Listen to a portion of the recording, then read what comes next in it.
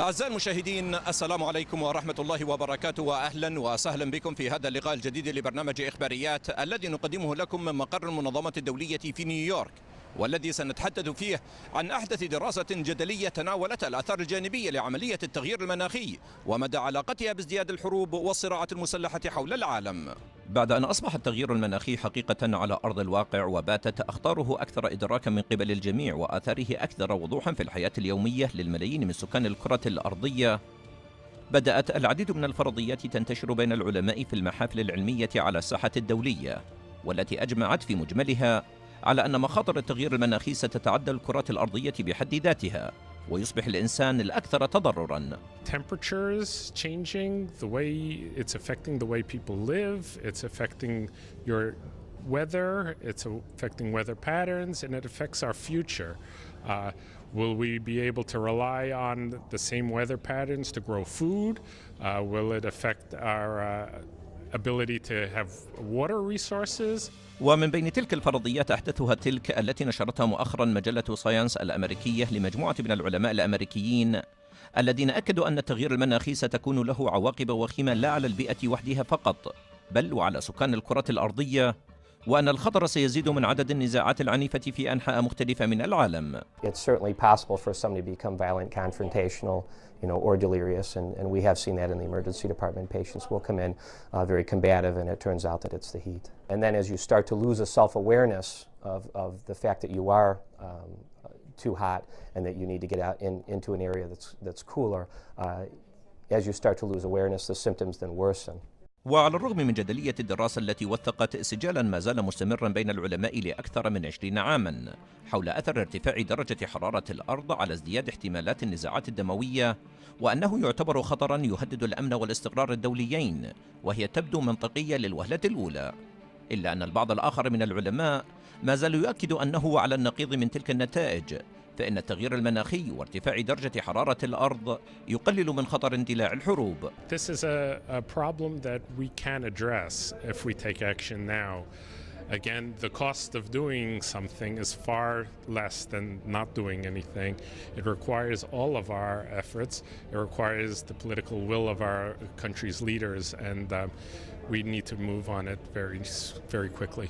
وفي ظل احتدام السجال بين العلماء يأتي البحث الذي نشر في مجلة العلم الأمريكية ليزيد من حدة النقاش، إذ قام مجموعة من الباحثين في جامعة باركلي في كاليفورنيا بتحليل نتائج 60 دراسة في فروع وحقول علمية مختلفة، حيث توصل الفريق إلى أن ارتفاع درجة حرارة الأرض بشكل واضح يزيد من مخاطر انتشار نزاعات دموية. وإذا ارتفع متوسط درجة حرارة الأرض ما بين 2 إلى 4 درجات مئوية بحلول عام 2050 كما هو متوقع، فإن النزاعات المسلحة في بعض مناطق العالم يمكن أن تزداد بنسبة تصل لأكثر من 50%. FBI files that record how many assaults or rapes or murders happen in a U.S. county on a given day. And then what we do is we link that kind of data to historical data on the climate, so temperature, rainfall, and we try to understand how a change in the environment can lead to a human response on the ground.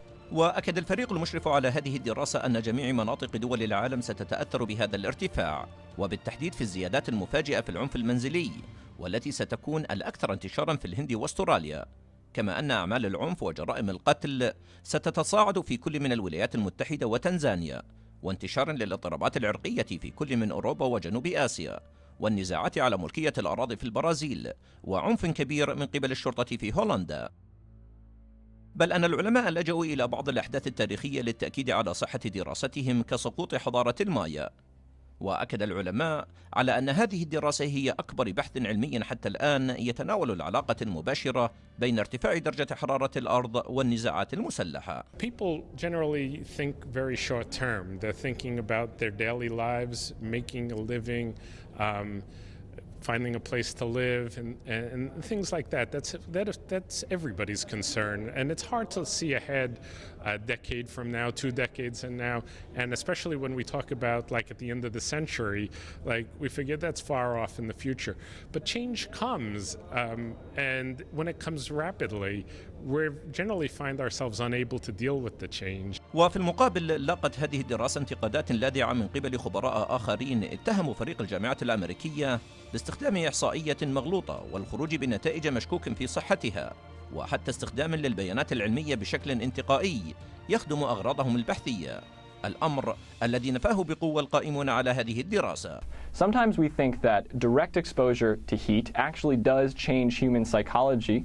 We observe even in a laboratory, if we put people in a room and raise the temperature, they actually change how they behave towards others. But as you suggest, there's economic mechanisms as well that are incredibly important. So you can have crop failures when you have extremely high temperatures, and that leads to all sorts of changes. It changes people's incentives to participate in the formal labor market in comparison to more violent activities, and it also changes how people migrate, food prices, and all of those things can have an influence on human conflict, which is a very complex phenomenon. وقلل القائمون على هذه الدراسة من أهمية الانتقادات التي تعرضوا لها من قبل مجموعة من العلماء الذين اتهموا فريق البحث الأمريكي بتجاهل تفسيرات بديلة لتزايد العنف على الساحة الدولية، والخلط بين المناخ والطقس، والانتقائية في استخدام البيانات، والاستهانة بقدرات الإنسان على الإبداع والابتكار في التعامل مع ظواهر الطقس والمناخ، مؤكدين على أن الثقة المفرطة بانعدام التأثيرات السلبية على الكائن البشري لا أساس لها من الصحة، وبالتالي فإن الخطر قادم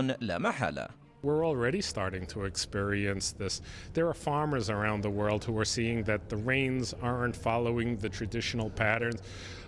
The time to plant, the time to harvest is already changing. Here in New York, we've seen the impact of a hurricane that has had unprecedented impacts. These kind of storms, while we don't know if there's going to be more of them. وعلى الرغم من العلاقة الجدلية بين انعدام الآثار السلبية لعملية التغيير المناخي أو وجودها على الكائن البشري، إلا أن هذه الدراسة وبكل تأكيد أعادت استعراض الآثار المترتبة على ارتفاع كبير في درجات حرارة الأرض بشكل مختلف عما كانت عليه في السابق، وبالتالي فإن النتائج التي خرجت بها هذه الدراسة ستخضع للمزيد من الأبحاث، بالإضافة إلى تسليط المزيد من الأضواء الدولية على عمليات التغيير المناخي التي باتت حقيقة لا مفر لها على أرض الواقع.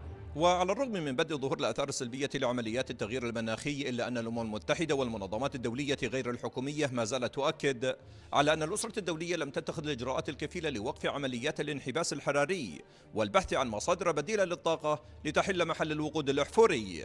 حسن أبوزيتون لبرنامج إخباريات من داخل مقر المنظمات الدولية، نيويورك.